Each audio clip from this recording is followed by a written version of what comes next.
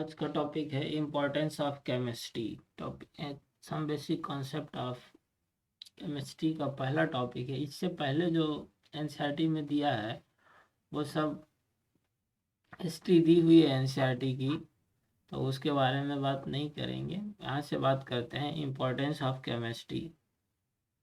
तो इस केमिस्ट्री का इम्पोर्टेंस क्या है, इस टॉपिक के बारे में बात करेंगे। Chemistry plays a central role in science, मतलब केमिस्ट्री साइंस में सेंट्रल रोल प्ले करती है and is often intervene with other branches of the science. The principle of chemistry are applicable in diverse areas. Chemistry का principle है वो applicable है diverse areas में।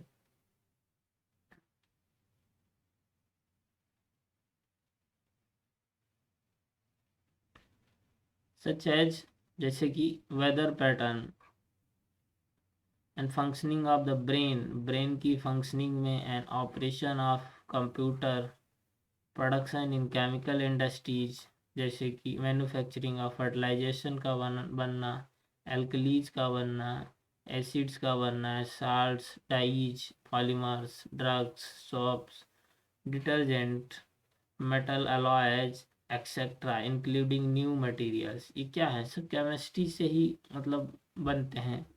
Chemistry contributes in a big way to the national economy. तो chemistry contributes in a big way to the national economy में मतलब contribution है, chemistry का बहुत बड़ा contribution है।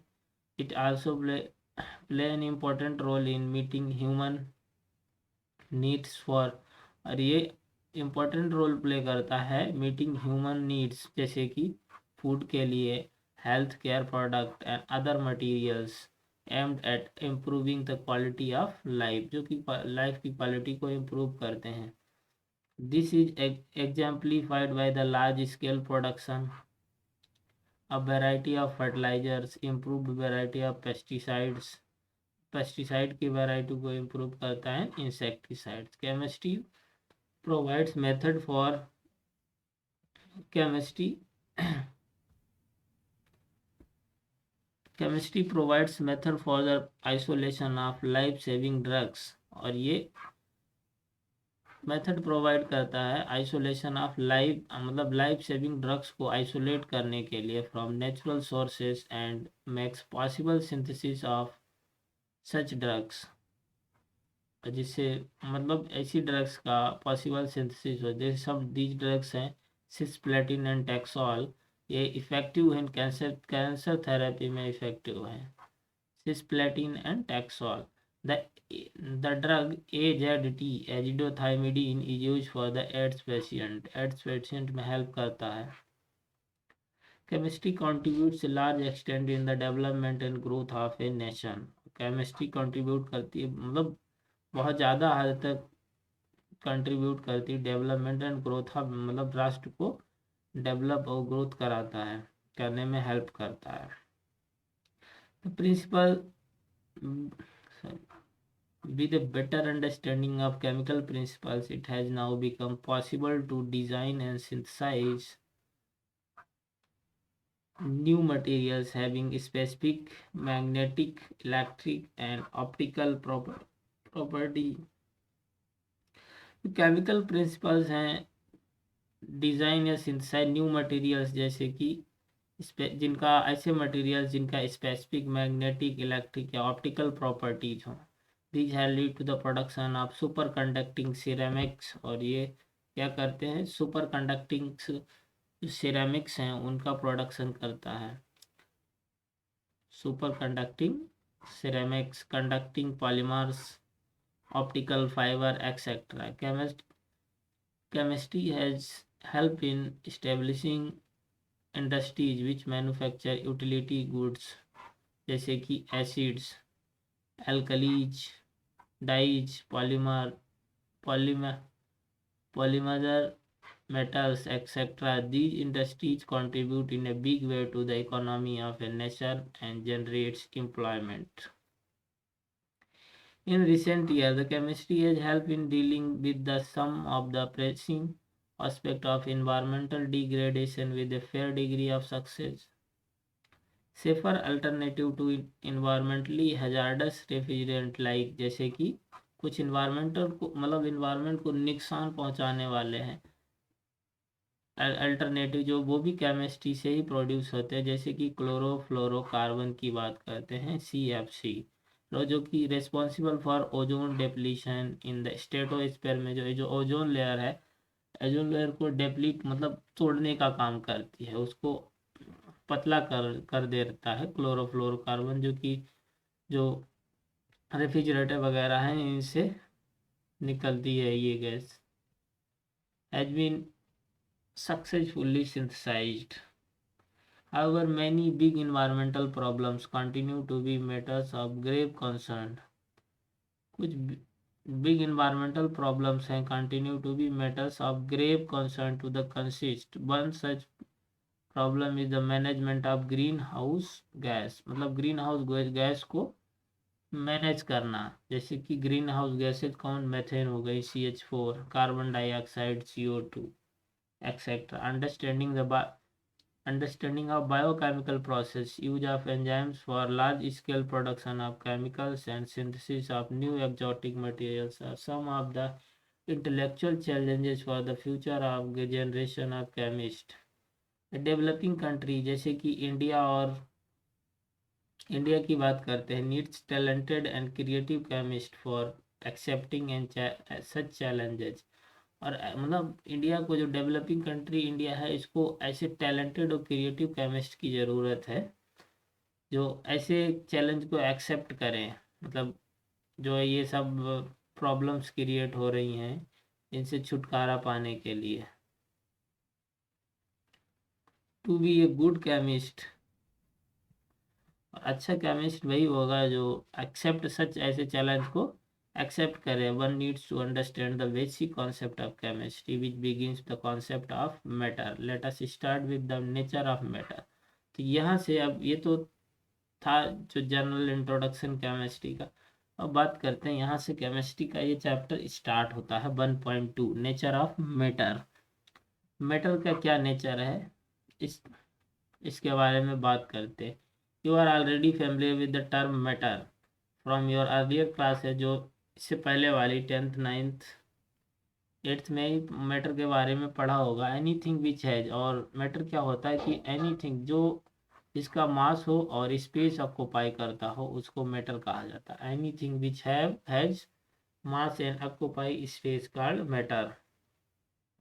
एवरीथिंग अराउंड अस, और हमारे तरफ हर एक चीज़ जो हमारे चारों तरफ है, और जैसे कि हम बुक की बात करें या पेन की बात करें, पेंसिल की बात करें, वाटर की बात करें या एयर की बात करें, ऑल लिविंग बींग्स एक्सेट्रा क्या है, कंपोज मैटर से ही मिलकर बने हुए हैं, और compose of matter. You know that they have मास, क्योंकि कोई भी है, पेन भी उठा लो तो पेन का मास भी है और कुछ ना कुछ स्पेस तो चाहे एक पिन उठा लो, उसका भी अपना खुद का कुछ ना कुछ मास होगा और कुछ तो स्पेस ऑक्यूपाई करता होगा. Then occupy space. Let us they recall the characteristics of the states of matter which are learned in your previous class. तो बात करते हैं states of matter, मैटर के states के बारे में बात करते हैं. You are aware that matter can exist, और आप जानते हो कि मैटर जो है कि 3 फिजिकल स्टेट में एग्जिस्ट करता है, solid, liquid and gas. The constituent particles of matter in these 3 states, जो कॉन्स्टिट्यूएंट पार्टिकल हैं मैटर के वो 3 states can be represented and shown in figure. Particles, बात करते हैं सॉलिड. सॉलिड में क्या होता है कि जो particles are held very close to each other, solid में जो पार्टिकल हैं बिल्कुल एक दूसरे के पास में होते हैं, एंड इन ऑर्डरली, एक ऑर्डरली फैशन में जुड़े रहते हैं, and there is not much freedom. और यहाँ पे जो पार्टिकल है, पार्टिकल का मोमेंट नहीं होता है. अगर हम लिक्विड की बात करते हैं तो लिक्विड में क्या होता है कि particles are close to each other, मतलब पार्टिकल यहाँ पे भी पास में होते हैं, लेकिन यहाँ पे जो पार्टिकल है मूव कर सकते हैं, but they can move around.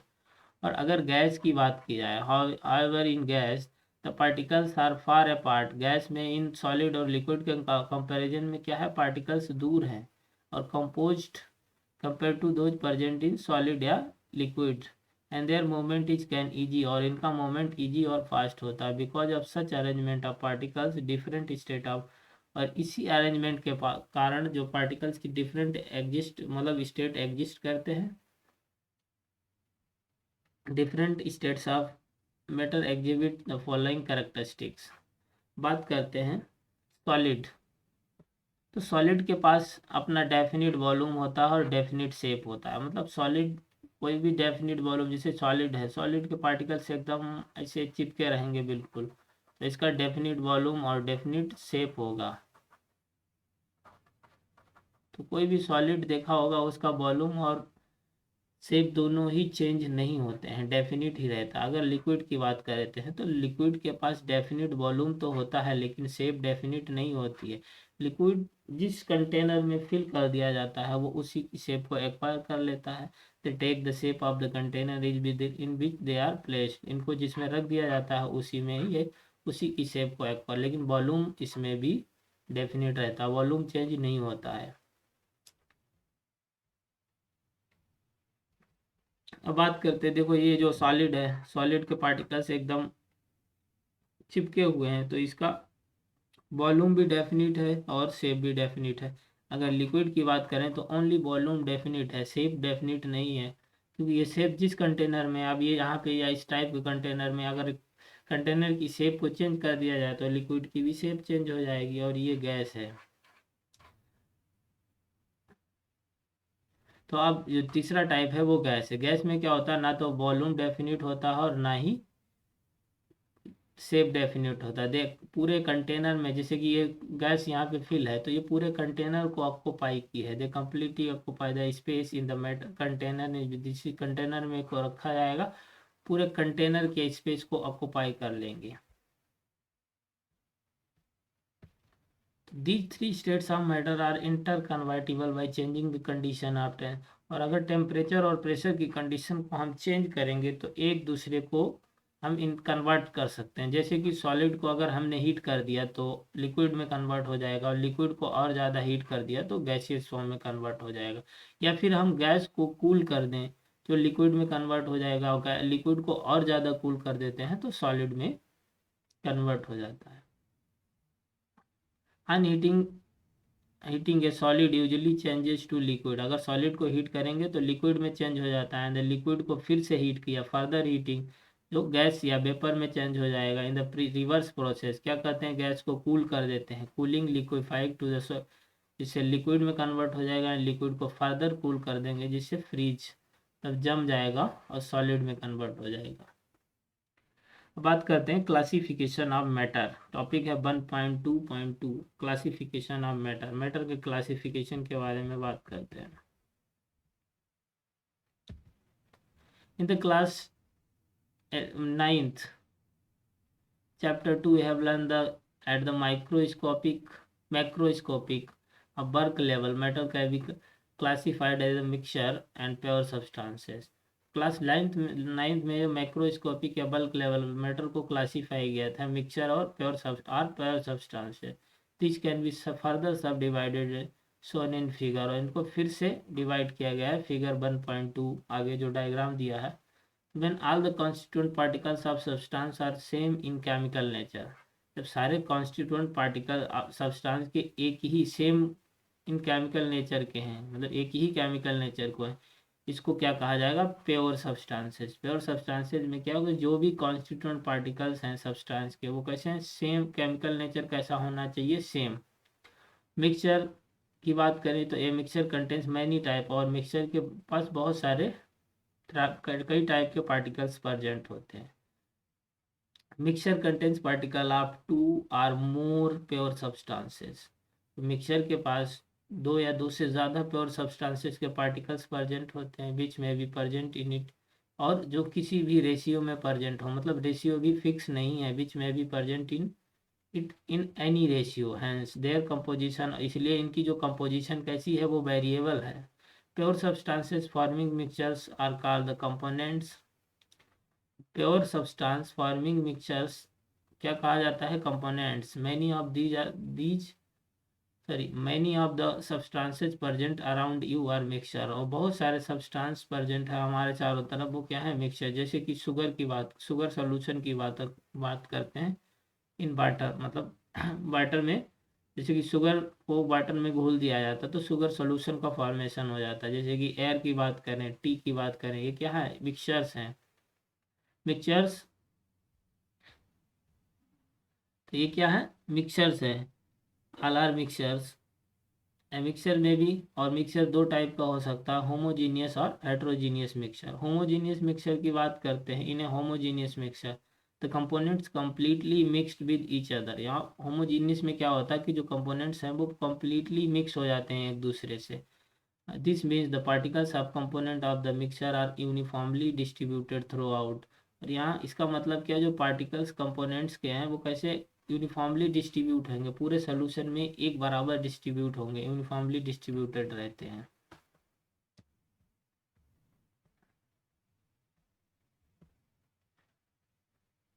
The bulk of the mixture and its composition is uniform, और पूरे सोल्यूशन में कैसी कंपोजिशन रहती है, एक जैसी ही रहती है।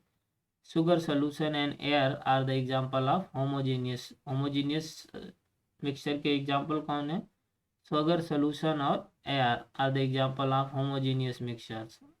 इन कंट्रास्ट टू दिस, इसके अपोजिट क्या है, हम हेट्रोजीनियस मिक्सचर की बात करते हैं। तो कंपोजिशन इज नॉट, हेट्रोजीनियस में क्या होता है कि कंपोजिशन यूनिफॉर्म नहीं रहती है। Sometimes different components are visible, कभी कभी क्या होता है कि जो डिफरेंट कंपोनेंट्स भी दिखाई देने लगते हैं। जैसे कि for example mixtures of salt and sugar, salt और शुगर के जो मिक्सचर होते हैं, ग्रेन्स पल्सेज अलॉन्ग विद, इनके साथ में कुछ डर्ट भी दिखाई देती है, ओवन सब कुछ स्टोन पत्थर के पीस आर हेट्रोजीनियस मिक्सचर। ये सब क्या है, हेट्रोजीनियस मिक्सचर है कि उनके पास डर्ट, इनके साथ में कभी कभी डर्ट मतलब जो छोटे छोटे स्टोन्स के पार्टिकल्स हैं वो दिखाई देते हैं। You can think of many example of mixtures which you come across in the daily life. बहुत सारे मतलब डेली लाइफ में अब हम लोग बहुत सारे एग्जांपल देखते हैं मिक्सचर्स के, कुछ हेट्रोजीनियस भी हैं, कुछ हेमोजीनियस भी हैं। It is worthwhile to mention here that the components of mixture can be separated.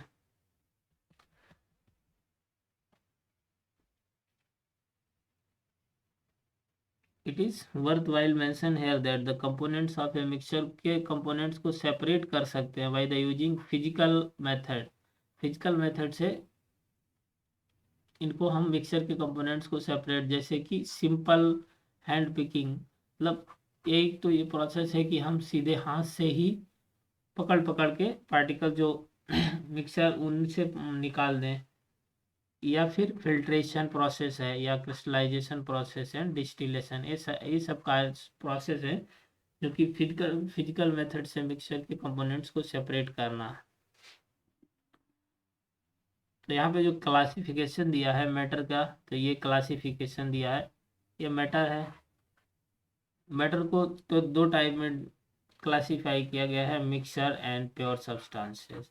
Pure substance mixture की बात करें तो मिक्सचर दो टाइप के होते हैं, होमोजीनियस और heterogeneous mixture.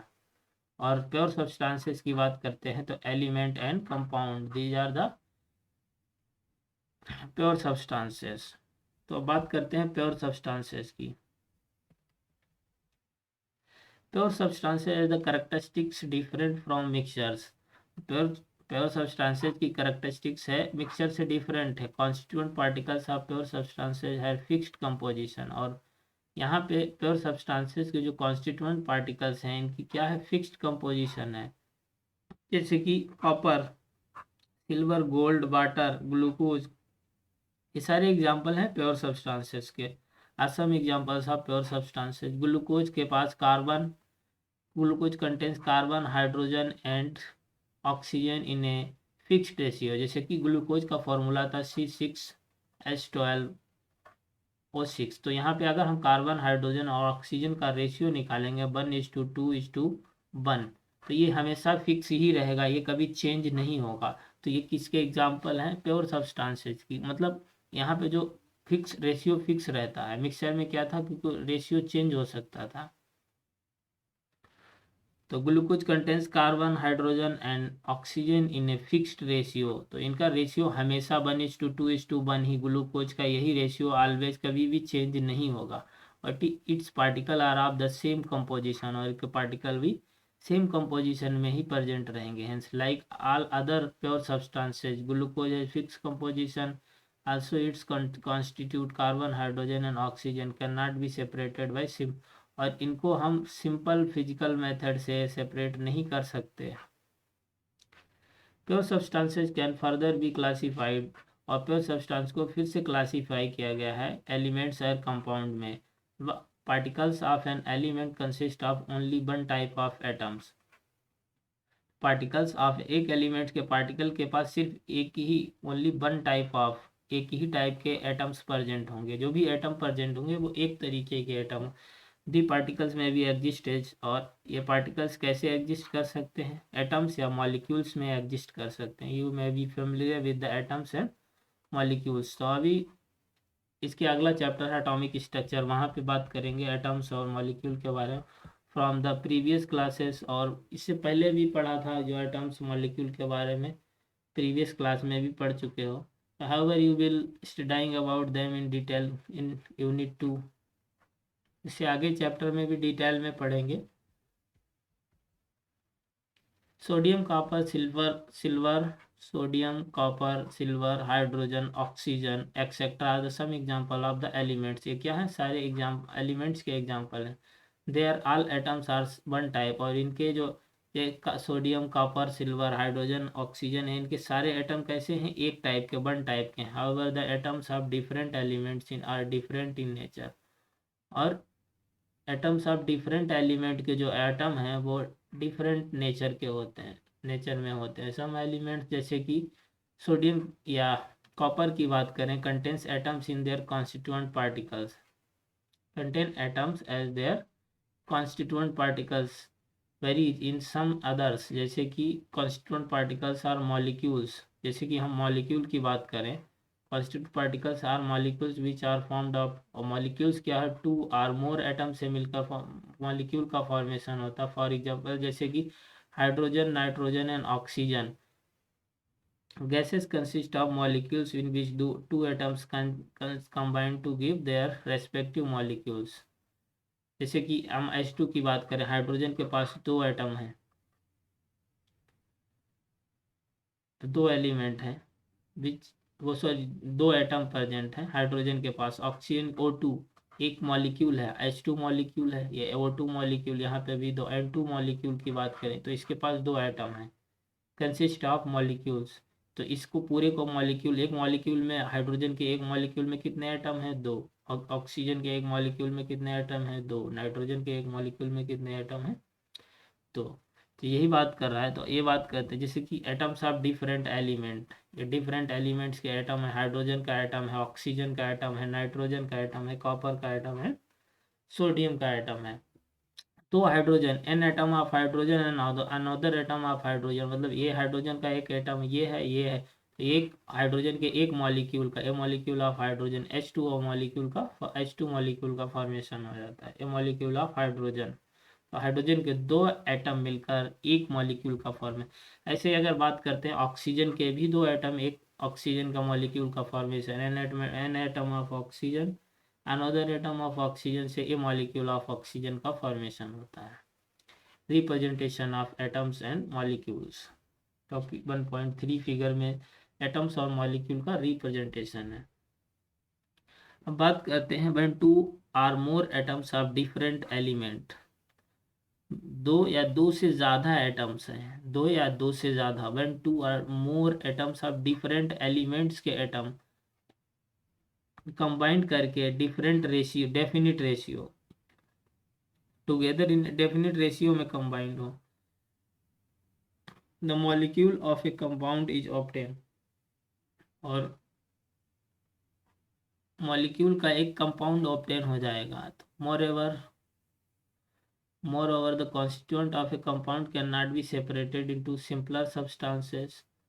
Constituent of compound के जो कॉन्स्टिट्यूएंट को है हम सिंपलर सब्सटेंसेस में सेपरेट नहीं कर सकते हैं फिजिकल मेथड से। They can be separated by chemical method. इनको किस तरीके से सेपरेट किया जाएगा, केमिकल मेथड से सेपरेट कर सकते हैं। Examples of some compounds are water, और जैसे कि H2O की बात करें, H2O क्या है, 3 एटम से, मतलब 2 हाइड्रोजन के एटम है, 2 सेम टाइप के एटम प्रेजेंट है, एक डिफरेंट टाइप, मतलब यहाँ पे सेम टाइप के एटम भी प्रेजेंट हो सकते हैं या डिफरेंट टाइप के भी। तो यहाँ पे 2 हाइड्रोजन के एटम हैं और एक क्या है, ऑक्सीजन का एटम है, एक ऑक्सीजन एटम है। तो ये एक कंपाउंड का फॉर्मेशन हो गया। जैसे कि अमोनिया की बात करें, अमोनिया NH3, तो यहाँ पे एक नाइट्रोजन का एटम है, 3 हाइड्रोजन के एटम है, तो ये भी एक कंपाउंड का फॉर्मेशन। ऐसे CO2 की बात करते हैं, कार्बन डाइऑक्साइड की, तो यहाँ पे एक कार्बन का एटम है, 2 ऑक्सीजन के एटम है, यहाँ 2 डिफरेंट टाइप के एटम प्रेजेंट हैं, तो ये कंपाउंड का फॉर्मेशन हो गया। ऐसे हम शुगर की बात करते हैं, शुगर का फॉर्मूला होता है C12H22O11। इसका फॉर्मूला यहाँ पे देखो, यहाँ पे कार्बन 12 है, मतलब जो कार्बन के एटम है वो 12 है, हाइड्रोजन के एटम है 22 और ऑक्सीजन के एटम है 11, मतलब यहाँ पे 3 डिफरेंट टाइप के एटम प्रेजेंट है। तो ये सारे एग्जांपल हैं कंपाउंड्स के। The molecules of water and carbon dioxide is represented in figure. Note, note है, note that a water molecule comprises 2 hydrogen atom. अगर हम बात करते हैं वाटर मॉलिक्यूल की, तो वाटर मॉलिक्यूल के पास 2 हाइड्रोजन एटम प्रेजेंट होते हैं, एक ऑक्सीजन एटम प्रेजेंट होता है। सिमिलरली अगर हम मॉलिक्यूल ऑफ CO2 की बात करते हैं, तो contains 2 oxygen atom combined with 1।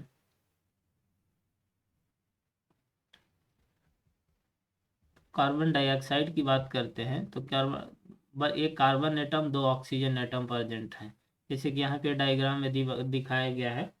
Depiction of molecule of water and carbon dioxide. तो वाटर के मॉलिक्यूल की बात करें, 2 हाइड्रोजन एटम, एक ऑक्सीजन एटम प्रेजेंट है, H2O molecule. And carbon dioxide की बात करते हैं, तो दो ऑक्सीजन एटम, एक कार्बन एटम प्रेजेंट है। Thus, the atoms of different elements are present in a compound in a fixed and definite ratio. तो atoms of different element के जो atom हैं present compound में present होते हैं, किसी में fixed और definite ratio में, मतलब fixed और definite ratio में present होते हैं। This ratio is characteristic of particular compound। और ये रेशियो करेक्टरिस्टिक्स है पर्टिकुलर कंपाउंड की, करेक्टरिस्टिक है, मतलब उसकी। जैसे कि H2O की बात करें, तो H2O में डेफिनेट रेशियो है हाइड्रोजन और ऑक्सीजन का, फिक्स और डेफिनेट है। also the properties of compound are different from those of its constituent elements. For example, hydrogen and oxygen क्या है, गैसेस हैं, जबकि हम compound formed by there combination की बात करें, तो ऑक्सीजन और हाइड्रोजन मिलने से वाटर का फॉर्मेशन होता है, जो कि एक लिक्विड के फॉर्म में एग्जिस्ट करता है। तो मतलब यहाँ पे ये है कि जो क्या है, the also the properties of compound different, मतलब कंपाउंड की प्रॉपर्टी डिफरेंट हो सकती हैं दो जब कॉन्स्टिट्यूएंट एलिमेंट से। जैसे कि अब यहाँ पे बात करें अगर हाइड्रोजन की और ऑक्सीजन की, तो इनके अलग अलग में क्या था, ऑक्सीजन, ये गैसेस हैं तो गैस की प्रॉपर्टी अलग होती है, और हम और ऑक्सीजन और हाइड्रोजन मिलकर जो इन्होंने वाटर मॉलिक्यूल का फॉर्मेशन कर लिया है, तब इसकी प्रॉपर्टी चेंज हो गई, क्योंकि अब ये लिक्विड के फॉर्म में एग्जिस्ट कर रहा है। तो it is interesting to note that the hydrogen burns, अगर हम बात करें तो हाइड्रोजन बंस जलाया जाता है पॉप साउंड के साथ, मतलब जो हाइड्रोजन जलता है तो कैसा साउंड प्रोड्यूस होता है, pop sound. Oxygen is a supporter, और ऑक्सीजन का काम होता है कंबशन को सपोर्ट करना। कोई भी कंबशन रिएक्शन होता है तो ऑक्सीजन ही सपोर्ट करती है उसको। बट वाटर की बात करें तो वाटर का यूज किया जाता है आग बुझाने में, तो water is use as a fire extinguisher. तो इनके सबकी प्रॉपर्टीज चेंज हो गई। अब बात करते हैं properties of matter and there measurement. तो इन मैटर की प्रॉपर्टी और उनके मेजरमेंट की बात करते हैं। तो टॉपिक है 1.3.1 physical property and chemical properties. Every substance has unique और करेक्टरिस्टिक प्रॉपर्टी, और हर एक सब्सटेंस का यूनिक और करेक्टरिस्टिक प्रॉपर्टी जो होती है, these properties can be classified into 2 categories. और इन प्रॉपर्टी को 2 कैटेगरी में क्लासीफाई किया गया। फिजिकल प्रॉपर्टी की बात करते हैं, जैसे कि कलर में, मतलब कलर, ऑर्डर, मेल्टिंग पॉइंट या बॉइलिंग पॉइंट चेंज हो रहा है, या डेंसिटी चेंज हो रही है, मतलब उसकी फिजिकल प्रॉपर्टी चेंज हो रही है। अगर हम बात करते हैं केमिकल प्रॉपर्टी, जैसे कि उसकी कंपोजिशन में चेंज हो रहा है, या कंबस्टिबिलिटी में चेंज हो रहा है, रिएक्टिविटी विद एसिड या बेस से, ये क्या है, उसकी केमिकल प्रॉपर्टीज हैं। तो बात करते हैं physical properties can be measured or observed without changing the identity or the composition. मतलब फिजिकल प्रॉपर्टी को कैसे मेजर किया जाता है, बिना किसी उसकी आइडेंटिटी मतलब पहचान को चेंज किया, या कंपोजिशन सब्सटेंस की बिना किसी आइडेंटिटी या कंपोजिशन को चेंज किए ये उसको मेजर कर सकते हैं फिजिकल प्रॉपर्टी को। द मेजरमेंट और observation of chemical properties require chemical change to और हमें केमिकल प्रॉपर्टी मेजरमेंट या ऑब्जर्वेशन ऑफ केमिकल प्रॉपर्टीज के लिए केमिकल चेंज की रिक्वायर होगी, chemical change to occur. Measurement of physical property does not require occurrence of chemical change. और physical property को measure करने के लिए कोई भी केमिकल चेंज की ज़रूरत नहीं है। The example of chemical properties are characteristics reaction of different substances. और जो केमिकल प्रॉपर्टीज के एग्जांपल्स हैं, करेक्टरिस्टिक्स रिएक्शन है डिफरेंट सब्सटेंस की, क्योंकि वहाँ पे रिएक्शन भी कैसी करेक्टरिस्टिक्स रिएक्शन वगैरह हैं, वो सब उसकी chemical property. These includes acidity, जैसे कि एसिडिटी की बात करें, बेसिसिटी की बात करें, या combustibility etcetera. Chemist describe the intercept and predict chemist describe the interpret and predict the behavior of substances on the basis of knowledge and of their physical and chemical properties। तो जो chemist होते हैं वो interpret और predict करते हैं substance का behaviour उसके फिजिकल और केमिकल प्रॉपर्टीज के बेसिस के नॉलेज पर, उसके मतलब उसके इंटरप्रेट और प्रेडिक्ट किया जाता है कि कौन क्या है, ये किसका है, मतलब उसके फिजिकल और केमिकल प्रॉपर्टी के बारे में जानने के बाद ही उसको सब्सटेंस के बिहेवियर के बारे में कोई भी केमिस्ट बता पाएगा। Which are determined by careful measurement and experimentation, मतलब जो कि केयरफुल एक्सपेरिमेंटेशन और मेजरमेंट से ही डिटरमाइन कर पाएगा। In the following section we will learn about the measurement of physical properties। तो बात करते हैं फिजिकल प्रॉपर्टी के मेजरमेंट के बारे में। Measurement of physical property, quantitative measurement of properties is required for scientific investigation.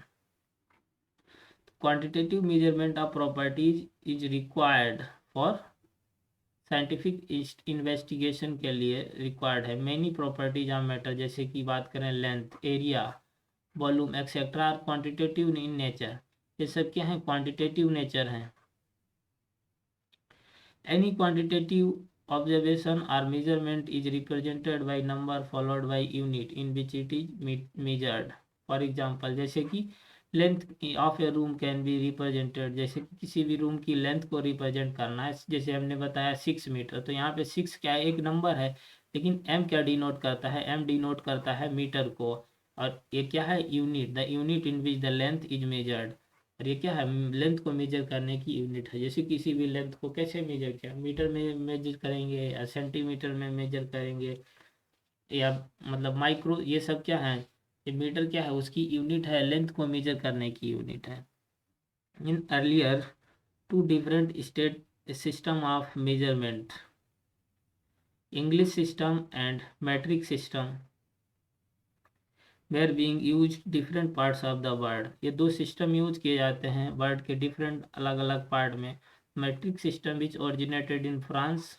Matric system कहाँ से ओरिजिनेट हुआ, फ्रांस से। In the late end 18th century में was more convenient as it was based on the decimal system पर based है। Late need of common standard system was fed by the scientific community. In such system was established in 1960, 1960 में establish हुआ and discussed in detail below. तो बात करते हैं topic 1.3.3 international system of unit, जिसको SI unit short में कहा जाता है। तो international system of unit in French le systeme international de unites abbreviated है, जिसको एसआई कहा जाता है। तो इसका क्या फुल फॉर्म है? Le systeme international de unites was established by the 11th generation conference, और इसको इस्टेब्लिश किया गया था 11th generation conference on the weight and measures, जिसको CGPM from conference general des poids et mesures. CGPM, CGPM यानी inter governmental treaty of organization, और CGPM क्या है? An inter governmental treaty organization created by a diplomatic treaty, जिसको create किया गया था diplomatic treaty known as, जिसको known as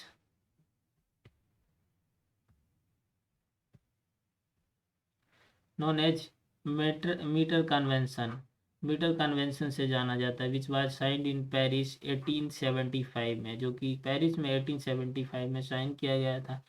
the SI system has 7 base units, और एसआई सिस्टम की 7 बेस यूनिट होती हैं। They are listed in table 1.1। These units pertain the 7 fundamental scientific quantities, और ये क्या है? इसके पास 7 फंडामेंटल साइंटिफिक क्वांटिटीज हैं। The other physical quantities such as speed, volume, density etcetera can be derived from these quantity, और इनसे ही in quantity को ड्राइव कर सकते हैं। स्पीड और वॉल्यूम, ये 7 जो बेस क्वांटिटी हैं, इन्हीं से ही, बेस यूनिट से ही ड्राइव किया जाता है।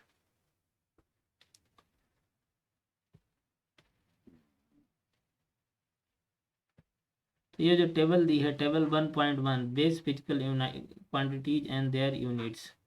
तो बात करते हैं, जैसे कि लेंथ है, तो लेंथ सिंबल फॉर क्वांटिटी के लिए जो सिंबल है एल से रिप्रेजेंट किया जाता है, और इसकी यूनिट का नाम है, जो एसआई यूनिट है वो मीटर है। सिंबल क्या है? मीटर का एम है। लेंथ का सिंबल एल है, ये क्वांटिटी है, और इसकी यूनिट एसआई यूनिट मीटर है, और सिंबल क्या है? एम है। ऐसे ही मास की बात करें तो मास की जो क्वांटिटी का सिंबल स्मॉल एम है, और जो इसके यूनिट का नाम है किलोग्राम, और जिसको केजी से रिप्रेजेंट किया जाता है। इसका सिंबल जो है एसआई का, वो क्या है? एसआई यूनिट दी हुई है। उसके बाद टाइम की बात करें, तो टाइम जो क्वांटिटी, इसका सिंबल है स्मॉल टी, और इसके जो मतलब एसआई यूनिट है वो सेकेंड है, और इसको रिप्रेजेंट किया जाता है एस से, स्मॉल एस से रिप्रेजेंट करते हैं। ऐसे ही बात करें इलेक्ट्रिक करंट की, तो इलेक्ट्रिक करंट को जो इसका क्वांटिटी का सिंबल है आई से रिप्रेजेंट किया जाता है। इसकी जो यूनिट होती है, एसआई यूनिट होती है, वो एम्पियर होती है, और इसको कैपिटल ए से रिप्रेजेंट किया जाता है। ऐसे ही हम बात करते हैं थर्मोडाइनमिक टेम्परेचर की, तो टेम्परेचर के जो सिंबल है, क्वांटिटी है, वो टी से रिप्रेजेंट करते हैं। और इसका जो एसआई यूनिट होता है केल्विन, जैसे कि टेम्परेचर को डिग्री सेल्सियस, फ़ारेनहाइट और केल्विन में मेजर किया जाता है। लेकिन अगर इसकी एसआई यूनिट की बात करें, तो एसआई यूनिट क्या है? केल्विन, और जिसको के कैपिटल के से रिप्रेजेंट करते हैं। और अमाउंट ऑफ सब्सटेंस,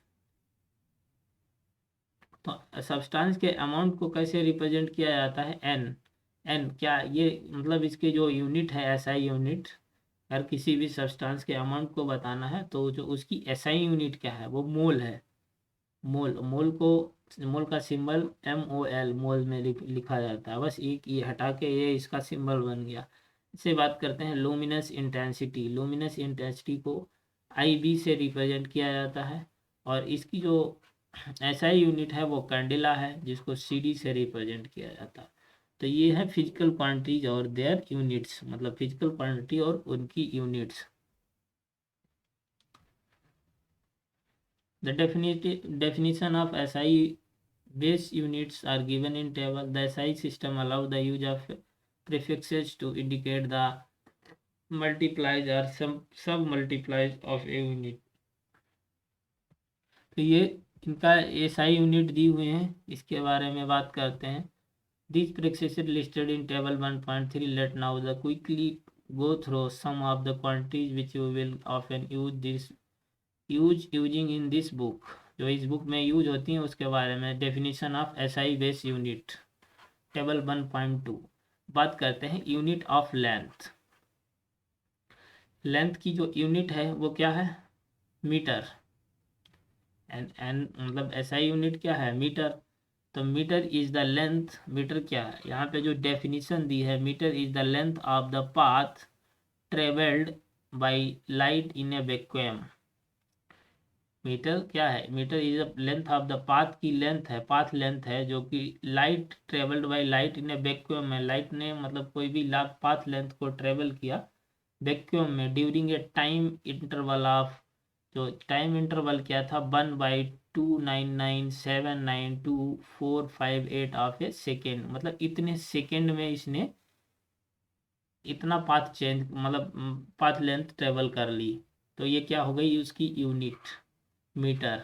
ऐसे ही बात करते हैं मास की, यूनिट ऑफ मास। मास की यूनिट क्या है? SI unit kilogram. Kilogram is the unit of mass. Mass की यूनिट है, it is equal to the mass of international prototype. ये किसके बराबर है? Mass of the international prototype of the kilogram के इक्वल है। ऐसे बात करते हैं यूनिट ऑफ टाइम की। तो टाइम की यूनिट क्या है? एसआई यूनिट सेकेंड है। तो second is the duration of 9192616317770 periods of the radiation।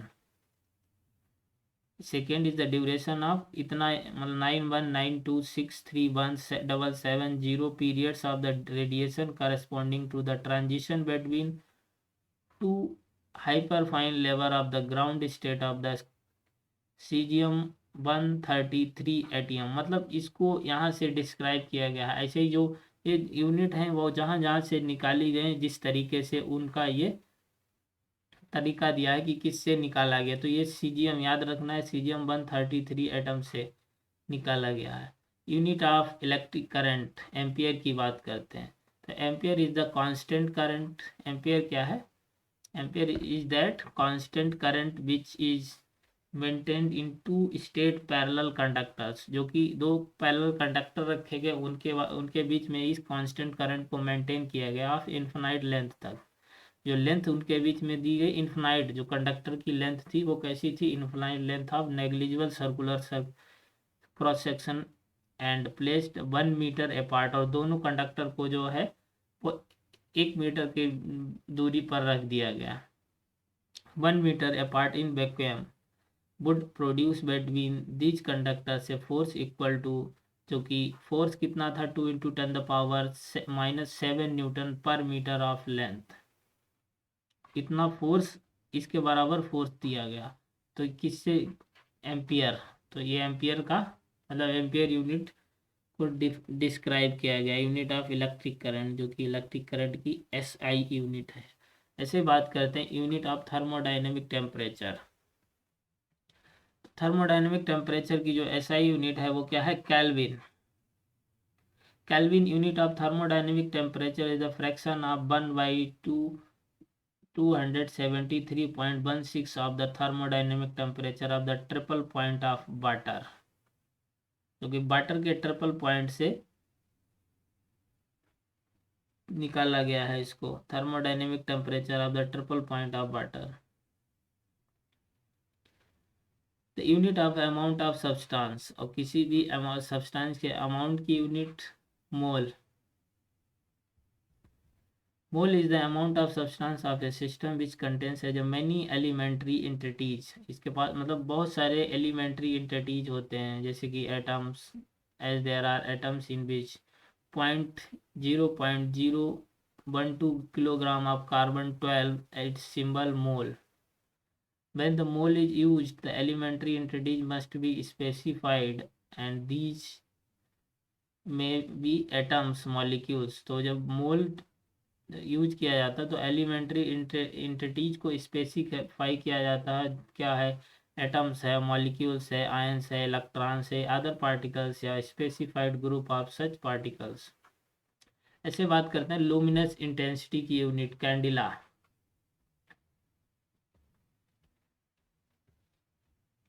Cadila is the luminous intensity in a given direction of the source that emits monochromatic radiation of frequency 540 into 10 the power 12 hertz that has a radiant intensity in the direction of 1/683 watt per second steradian.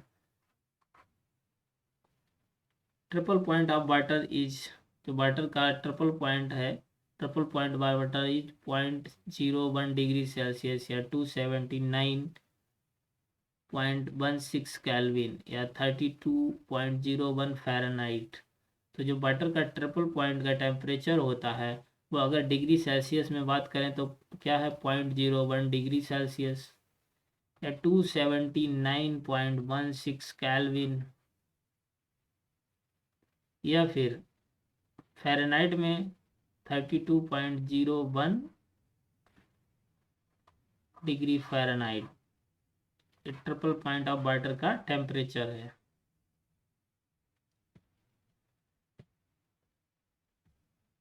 तो यहाँ पे कुछ prefixes use in SI system में prefixes use किए जाते हैं, उसके बारे में बात करते हैं।